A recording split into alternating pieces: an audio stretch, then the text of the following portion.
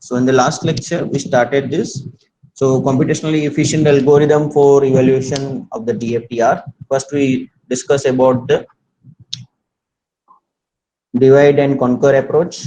Then second one is linear filtering approach. So here, as we have discussed about the direct computation of the DFT, here real part and imaginary part, both equation we are written, and how many calculations are required that we are mentioned. Okay, just a second. Sir, can you explain this again? There was some confusion in it. Okay, which slide I have to repeat? Ekta? From starting,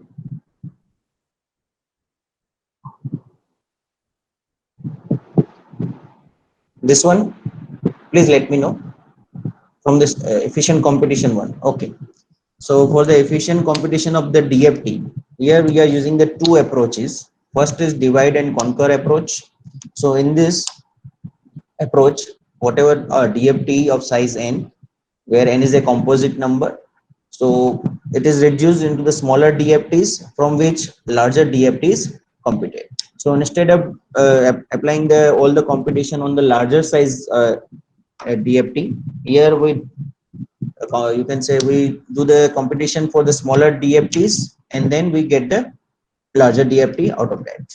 So particularly fast Fourier transform FFTs algorithm is used for computing the DFT, which we utilize when n is power of 2 and when it is power of 4. Another approaches we are using that are based on the linear filtering approach. So it is a Gödel algorithm and Chebyshev algorithm transform. These two algorithms are based on the linear filtering. So in this linear filtering approach, we are obtaining or we are computing the DFT via linear filtering of the data sequence. Okay, so the two approaches, divide and conquer. So as the name suggests, we divide the larger size DFT into smaller DFTs, do the calculation and then compute, then get the larger DFT computation.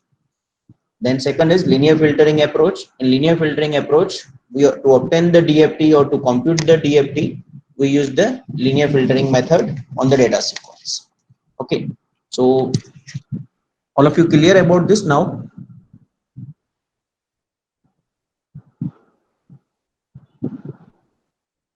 Okay. Now direct computation of the DFT. For a complex valued sequence x of n of n points, the DFT may be expressed as, so here two parts equation is given as a, it is a complex sequence. One is real part, another is the imaginary part. So when we compute this real part and imaginary part by given equation, so in this computation we require following computations or following number of multiplication and additions that mentioned. So 2 raised to n square evolutions of the trigonometric functions, 4 into n square real multiplication, 4 into n 4n into n minus 1 real additions, and a number of indexing and addressing operations are required to fetch the data x of n and the phase factor to store the results. So this is our computational requirement if we go for the direct implementation of the DFT. Okay, so some one of you have asked the question why this how this number, how we are getting these numbers. Okay, so let us start with this. Here two numbers are important. First one is, here I mark this as a real multiplication. Okay, so if I write the equation, all of you start writing this equation. Just a second, let me expand this equation.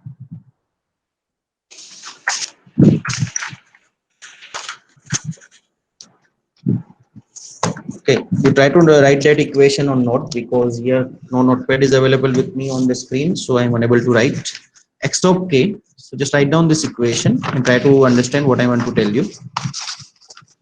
So x of k, that is nothing but the DFT sequence, is equal to sigma, means this equation I'm whatever I am explaining, this one, just a second.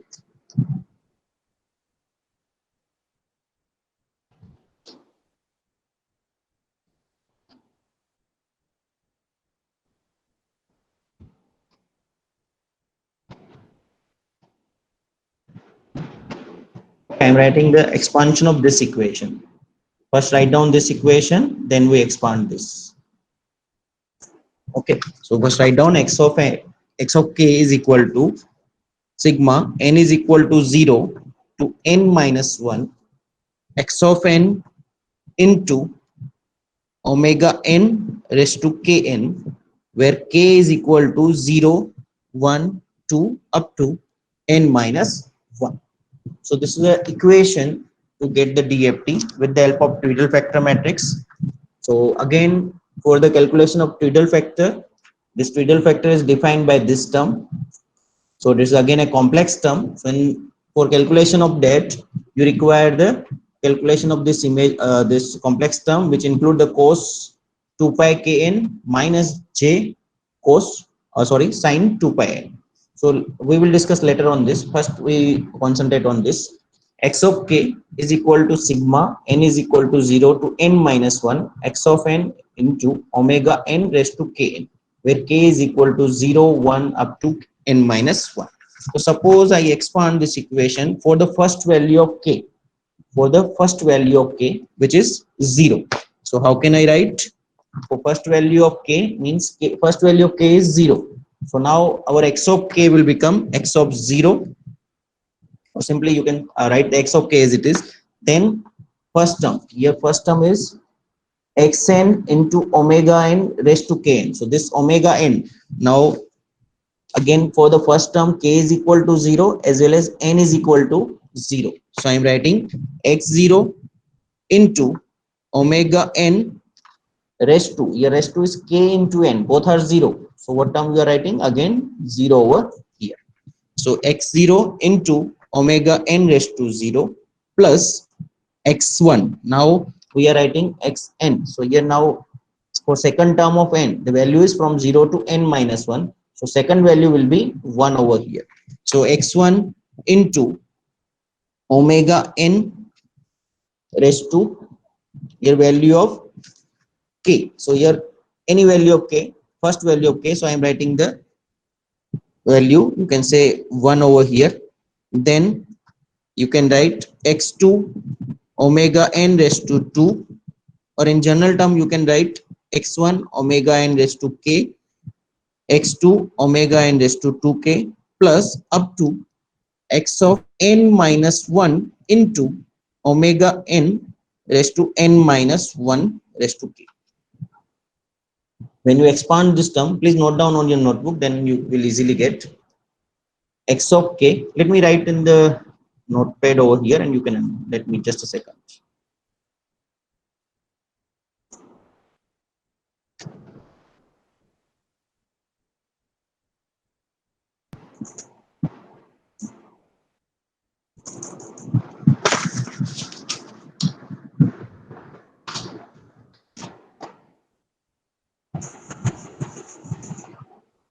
Okay, now I think the screen is visible to you.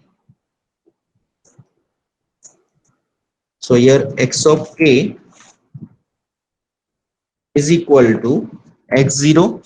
Here this one is a smaller x, x0 into omega n raised to 0. Here please, just a second, let me write. Okay, omega n 0 is the first term,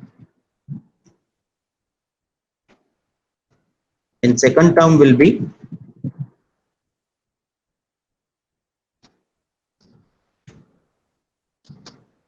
x1. Here now k is equal to 1, x1, and here omega n I am writing for the general term. So here you can use the k.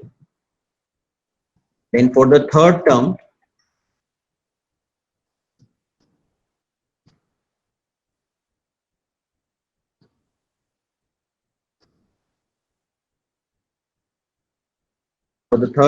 here x2 and omega n, here instead of k now you have to raise the twice k, and the next term will be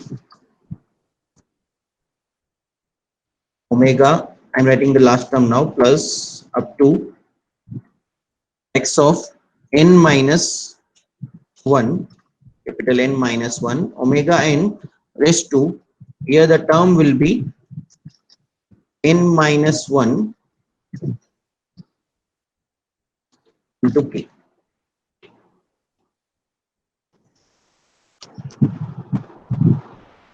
Okay, so here x of n,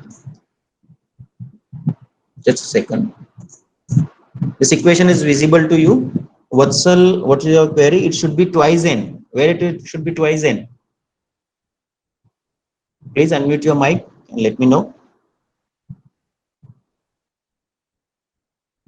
Okay. So here come to the, when you look at to this equation, x of k x of k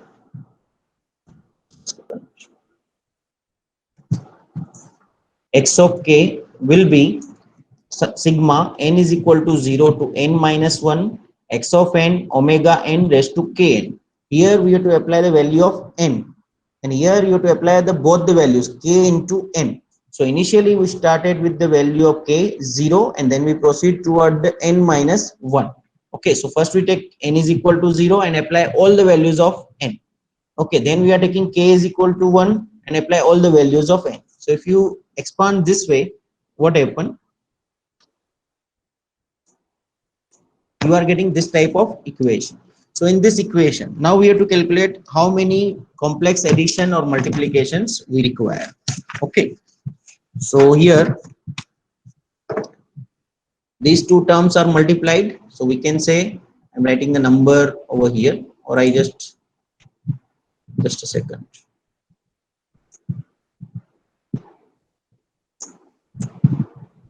Okay, this is a first complex multiplication between x0 and omega n0. So here you can say we can assign, just a second, I'm writing the simplification. Yes. So complex multiplication, how many complex multiplication we require?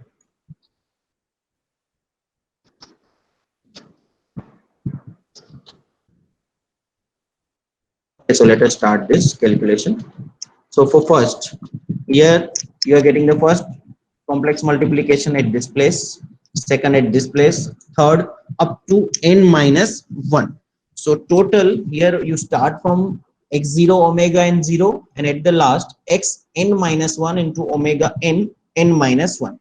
So this is the last complex multiplication, and this is the first complement multiplication. So you started from 0 value and you reach up to the n minus 1. So total n number of complex multiplications are there. All of you clear about this complex multiplication? Here x is multiplied with Twiddle factor. If you go for the equation of Twiddle factor matrix, then x is multiplied with Twiddle factor initially with x0 omega n 0, then x1 omega n raised to k, x2 omega n raised to 2k, up to x n minus 1 omega n k n minus 1 into k. So your total number of multiplication, complex multiplication, why we are using the term complex? Because here whatever omega we are using, that represent the Twiddle factor, and that Twiddle factor having the value e raised to minus j 2 pi kn by n. So this is nothing but it represents the complex term. That's why we are using the complex multiplication term over here. Otherwise we can use the simple multiplication. Okay, so here total number of complex multiplications are n. Now we go for the total number of additions or complex additions.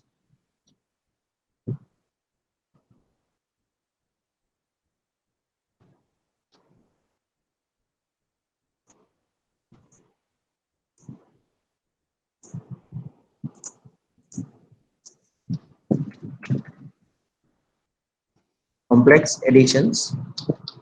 So number of additions requirements are,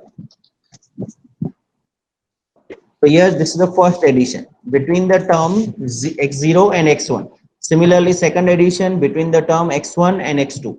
Third, last one, xn minus 2 and xn minus 1. So total terms from 0 to n minus 1. So we require addition between any of the two consecutive values, x0, x1, x1, x2, xn minus 2, xn minus 1, like this. So total number of additions are n minus 1. Total number of addition, complex additions requirement is n minus 1. Please let me know how many of you clear about these two things: complex multiplication, which is n number of complex multiplication, and complex addition, which is n minus 1.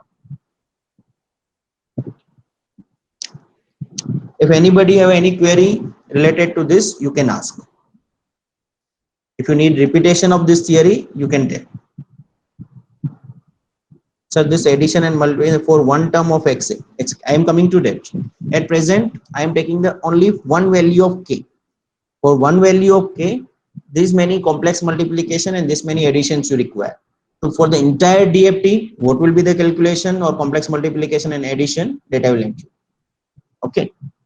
Ekta and Jinendra, I think I solved your query. Okay. Now let us move to the slide.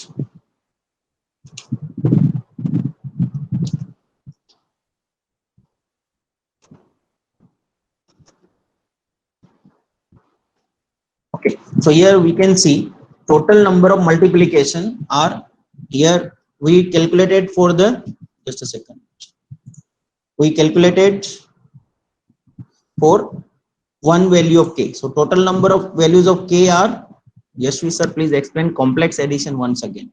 Here whatever multiplication and addition we are doing, that is between the x0 and omega n and between these two terms. So as your omega, whatever omega we are taking, that omega is nothing but represent the equation e raised to minus j 2 pi, writing pi over here, 2 pi by n,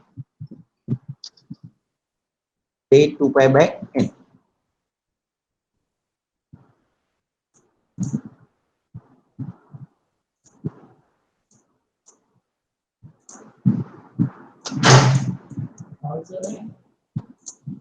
Now let much. So just a second, just please hold. Yeah, absolutely. Hello. So here e raised to minus j 2 pi by n. So when you represent this, what happen? Whatever equations you are getting, that all equations are in the complex form, because omega or twiddle factor that itself is a complex term. So when you expand this term, you are getting cos term plus j sin term. So that is nothing but a complex term. So that's why we are using the word complex multiplication and complex addition, because complex multiplication between this and this will x0 and omega n, again whatever answer you are getting, that is in complex form, so we have to add this. So that thing is known as a complex multiplication and complex addition. Okay, so here let us here we discuss about the first or any value of k. So first value of k, this will be the complex multiplication and complex addition. Now total number of values of k are, here we define the k, that is k is nothing but starting from 0 1 2 up to, yes, we hope I got you got your answer.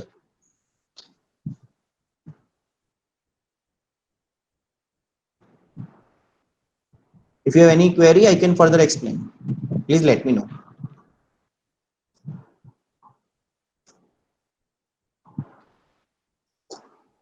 Okay, so here value of k's are starting from 0 to n minus 1. So suppose these are the calculation for any value of k, it's a single one. Now total values are 0 to n minus 1. So total how many values are there? Total n number of values. So all these complex multiplication and complex addition terms are now multiplied with n value, because total n such values are there. So this will become n square.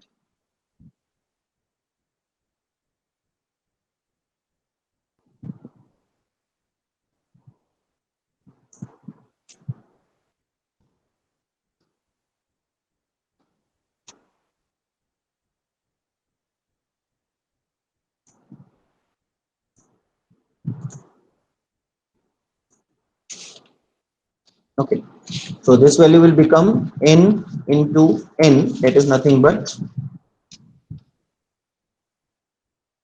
n cross n. So total n square values are here, and here these terms are multiplied with another n. Total number of additions for n number of values is n into n minus 1. So these many complex multiplication and complex addition we require.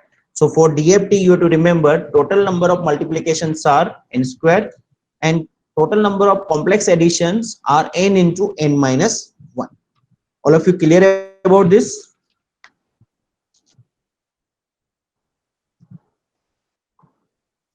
Okay, now let us start with the slide. Okay, now here I have written real multiplication. Concentrate on these two and third line only. This I will explain later. So here 4n square. Here I use the term, ignore the 4 at present. Now we are getting the value that is n square real multiplication. Okay, and n into n minus 1 real addition. Clear about that?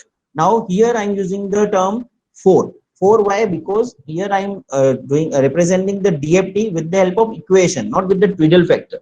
So when you are using the you can say you are using solving the DFT with these equation. What happened?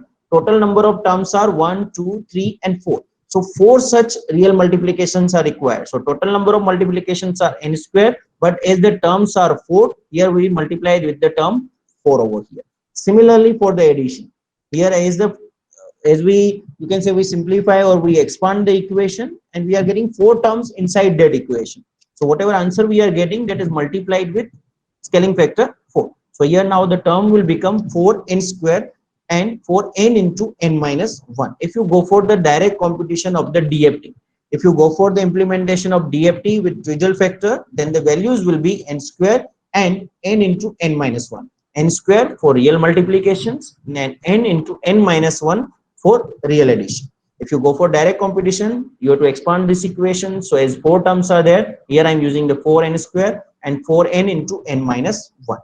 Okay, all of you clear about these two things, number 2 and number 3? Please comment about this. And if you have a query, I will repeat this.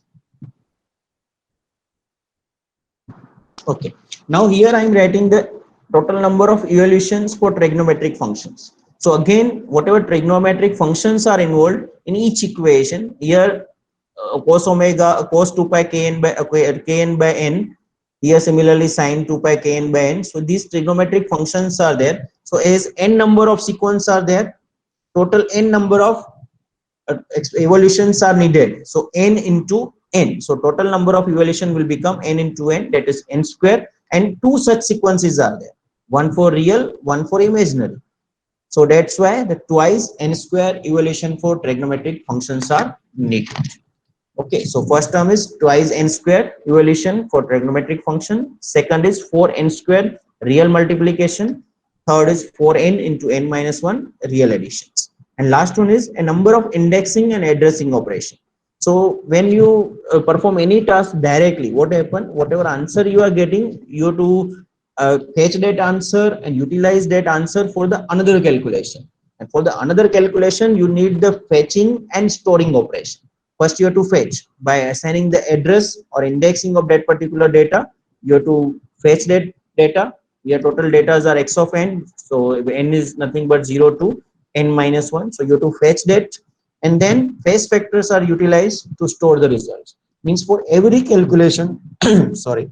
So for every calculation, we require the fetching operation, indexing operation, to fetch the data, we require indexing and addressing operation and storing operations. So again, some calculations or complexity will be increased to fetch and store all this data.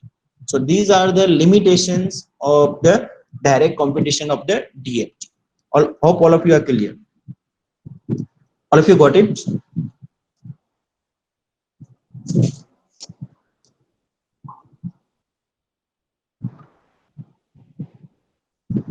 Jinendra Jain, trigonometric.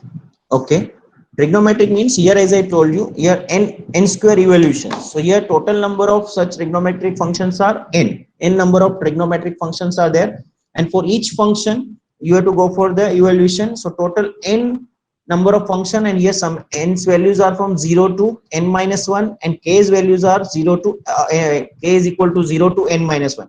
Both values are from 0 to n minus 1. So what happened? Total n number of values of k and n number of values of small n. So small n and small k both are having values which start from 0 to n minus 1. So total number of values are n.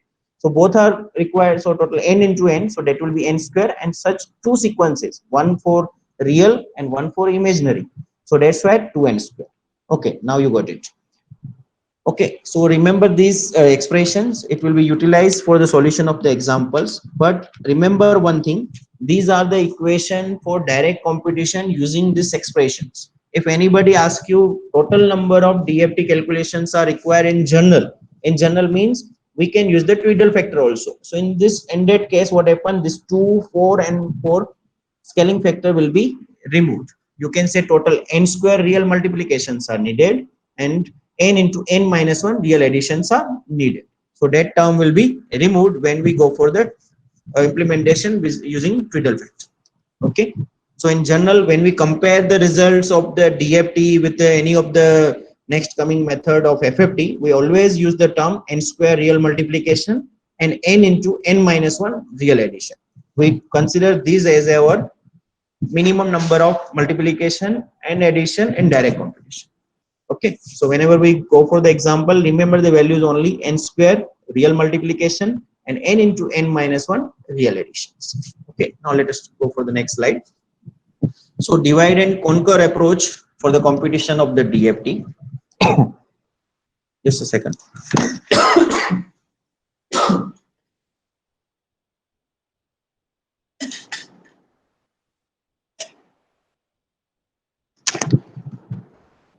So this approach is based on the decomposition of n DFT into successive smaller DFT. As we have discussed in divide and conquer approach, what we are doing, whatever sequence is available with us, we decompose that particular signal, that particular DFT into successive smaller DFTs.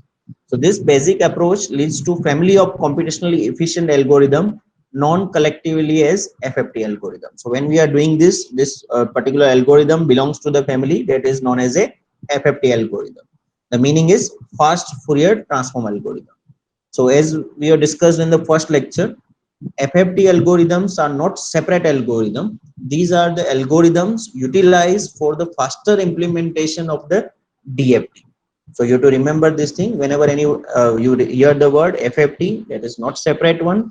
These FFT algorithms are utilized for the implementation of DFT algorithms.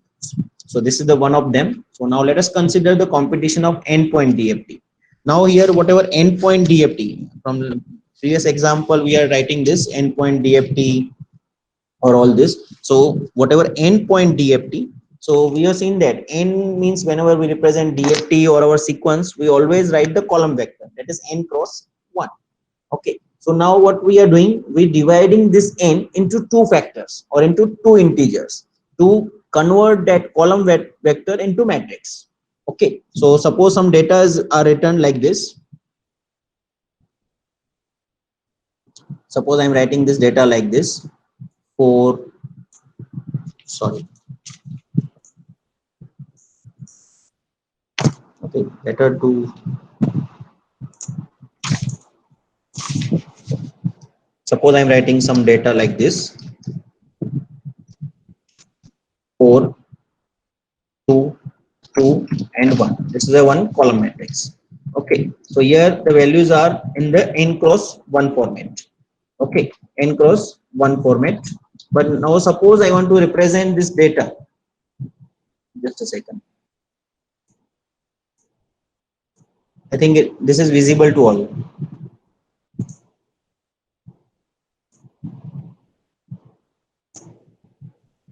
Okay, so suppose I want to represent this 4 point.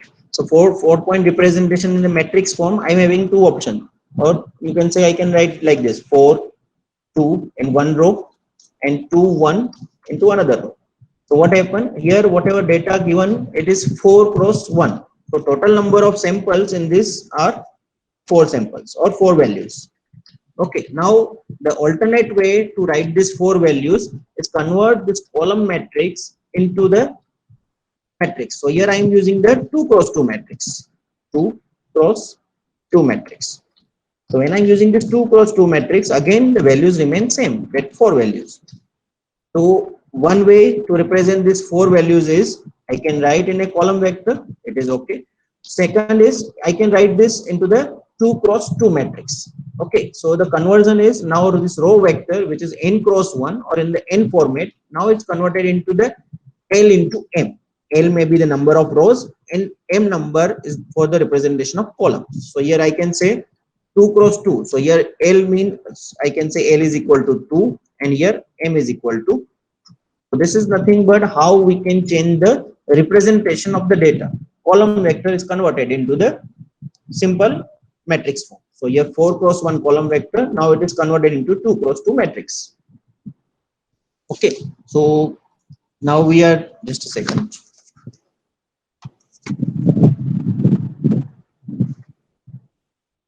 Here I am writing this. Let us consider the computation.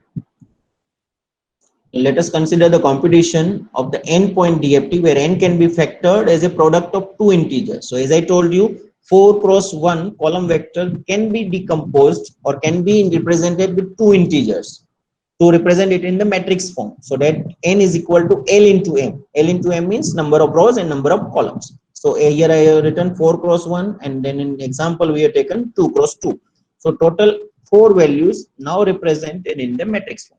So if n is not a prime number, so to implement this, we require one condition, that is n must be prime number. So we assume that n is a prime number, but suppose n is not a prime number, then what we are doing, we can add additional zeros to ensure factorization of the form.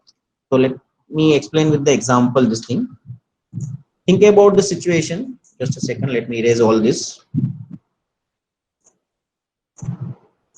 Okay, suppose here I am having column matrix, that is 1, 2, 3 and 4. Okay, now here total data are 4. Here you can represent this data with the help of matrix like this, simply 1, 2, 3 and 4. This is nothing but the, I am writing the equal sign over here. Okay, here one column vector, that is 1, 2, 3, 4. Now it is represented as a 1, 2, 3, 4 with the matrix multiplication or with the notation n is equal to Lm. Now n is factored into rows and columns. So here it is n cross 1 column matrix. Here you are getting L into M matrix. Now think about the situation. Here n is not a prime one or not as per our requirement for this matrix multiplication. Simple example is only values 1, 2, 3 are given, and you have taken L is equal to 2 and M is equal to 2. And what to do? Here we have to do the zero padding. Here we are applying the fourth, because when you convert the three numbers or here values are 3 and you are representing with the factors 2 cross 2, so means you need 4 values, but fourth value is not given. So in that case, what happen? You consider this fourth value as a 0. This fourth value as a 0, which is nothing but it is known as a zero padding. So to divide this n into the proper factors, if n is not in a prime number or not as per our requirement, what we are doing, we are doing the zero padding. So this is a simple example, one column matrix where 1, 2, 3 values are given, fourth value is not given, and we try to factor this vector into L is equal to 2, M is equal to 2, means 2 cross 2 matrix. So what we are doing here, 1, 2, 3 as it is. For the fourth place, as no values available, we can pad the 0 over there, and it is known as a zero padding. Okay, all of you clear about this? Please let me know. These are the fundamental things, and in your book these are given in a very short statements. That's why I am taking more time to explain these fundamentals. So if you have any doubt, you can ask. In your book you are getting only single statements for these kind of things. Zero padding or conversion, only they are written n is equal to Lm, so we need this conversion. How we convert that, I try to explain to you. All of you got it? Or if anybody have any query, you can please ask.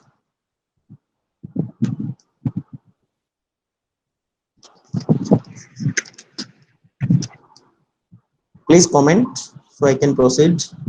Rishabh, yes sir, you got it, or you are having any query?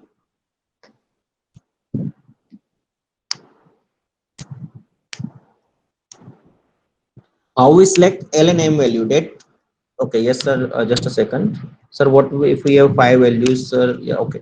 Just a second. Let me take your queries one by one. Ekta is asking how we select L and M value. That depend on our divide and conquer approach. Okay. Suppose I decided to transform this data into 2 cross 2. Then I have to pad only one zero. Suppose I decided to transform that into the 4 cross 4, then total 16 values I need, but out of that 16 3 values are available to me, then 13 zeros I have to pay.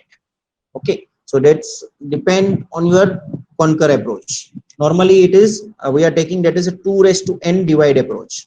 So always we are starting with 2 raised to 0, then 2 raised to 1, 2 raised to 2. In this way we divide.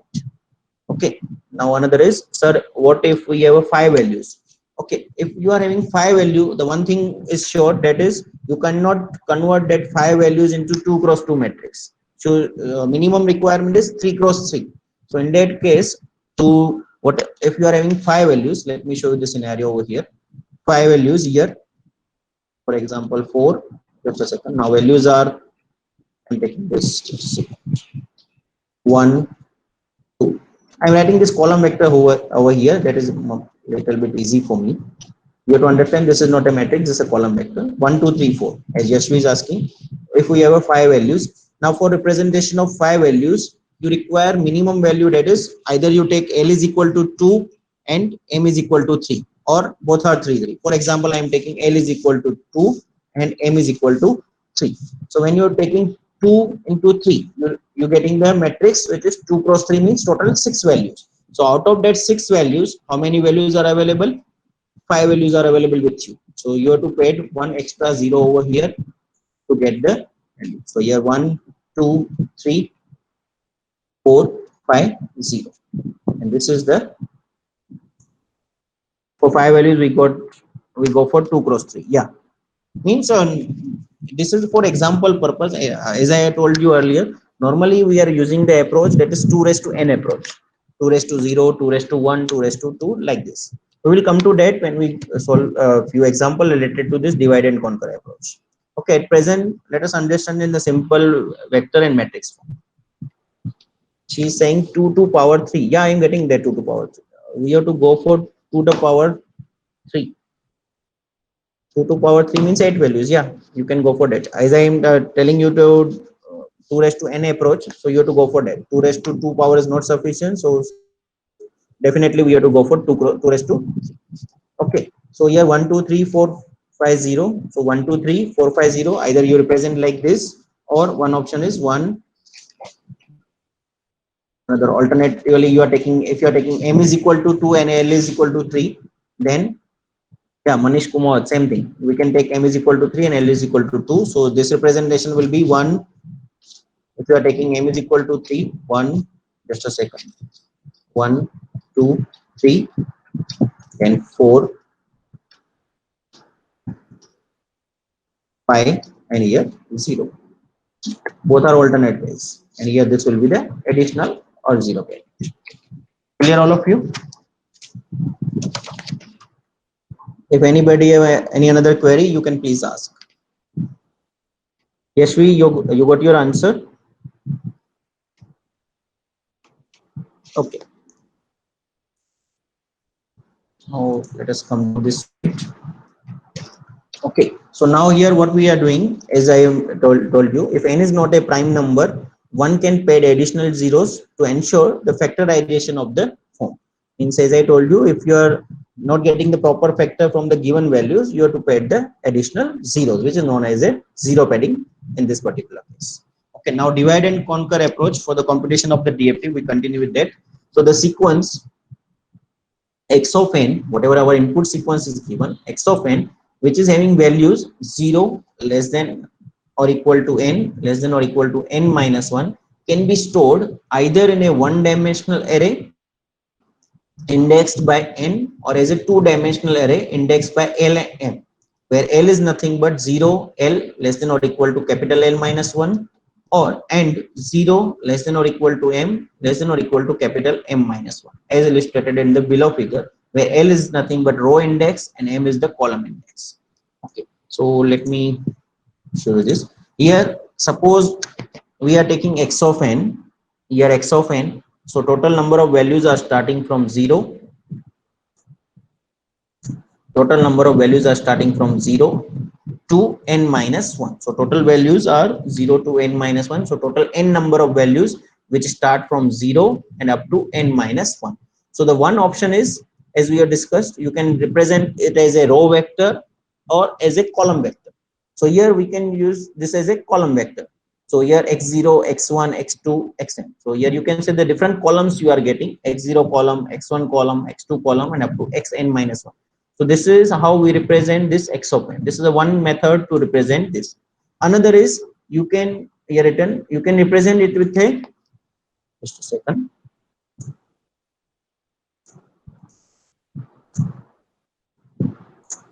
You can represent it with a two-dimensional array. So two-dimensional array which is L cross M. So here L represent row, it is a row index, and M which represent the column index. Okay, now whatever values 0 to n minus 1, one way you can represent with the one-dimensional array, or you can represent it with the two-dimensional array. Here two dimension we are taking L and M, where you to remember L represent the row index and M represent the column index. So L is row index, or it is starting from 0, as it is mentioned, 0 to L minus 1. The values of L starting from 0 up to L minus 1. Here it is a column index. So column index, that is starting from 0 to M minus 1. So the values are starting from 0 to M minus 1. So this is how we are getting x00, x01 like this in this direction. And here you are getting x00, x10, x20, x01, x11, and x21 in this direction. Okay, so this is how we are getting the conversion from one-dimensional array to the two-dimensional array. Simple one, you can convert one row vector or column vector into the matrix.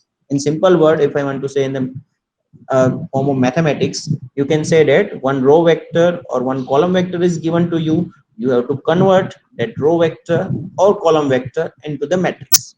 Row vector having the value, row or column vector having the value 0 to n minus 1. So total n number of values. Now you divide that or factor that values and you get the matrix. So that is L cross M, where here L represent the row index and M represent the column index. All of you got it?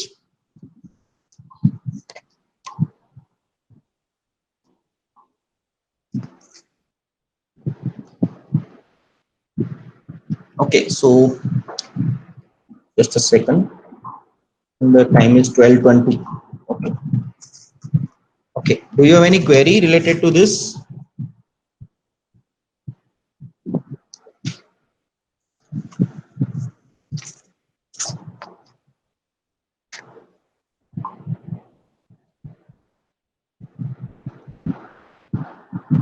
Okay. So let me take the one more topic. Sir, how you will map? Risham Mishra. How you will map, as I given the example also, one column vector is given to you and you can convert that into the matrix. Here simple example is shown to you. Just a second, let me erase all this data. So here one column matrix or one dimensional array is shown to you. This array is starting from 0 to n minus 1. So the n number of values, n are nothing but 0, 1, and up to n minus 1.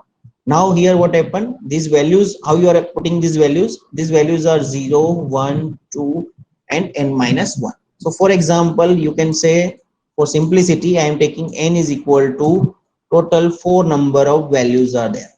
Okay, so here first value means n is equal to 4, means the values are starting from 0, 1, 2, and 3.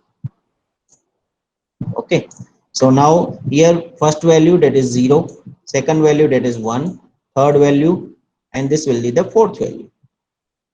Okay, this is how you have done the assignment. Okay, now you are asking about the mapping into the row index and column index. Now suppose I am taking L is equal to 2. So suppose I am taking L is equal to 2. So when L is here, I am showing the L and here I am showing the M. Okay, L having two values. 2, because n is equal to 4. Now we have to factor this n into two values, row index and column index. So for simply you can say having 4 values. So you take L is equal to 2 and M is equal to 2. So L is having two values, 0 and 1. M having two values, 0 and 1. Okay. So now here what you write, 0, 0. Here you write 0, 1. Here you write 1, 0, and here you write 1, 1.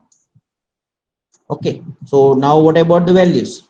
At the 0, 0 location, you have to represent this value. So here 0, 0, 0, 1 location, this will be your next value 1, and 1, 0 at this the third value 2, and 1, 1, this will be the third value or fourth value. Okay, this is how we can simply do the mapping from one dimensional array to two dimensional array. N is equal to 4, so these are the values.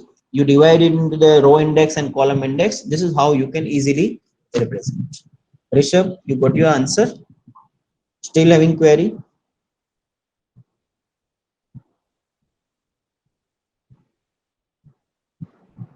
Rishabh Mishra, I mean relation between L and M.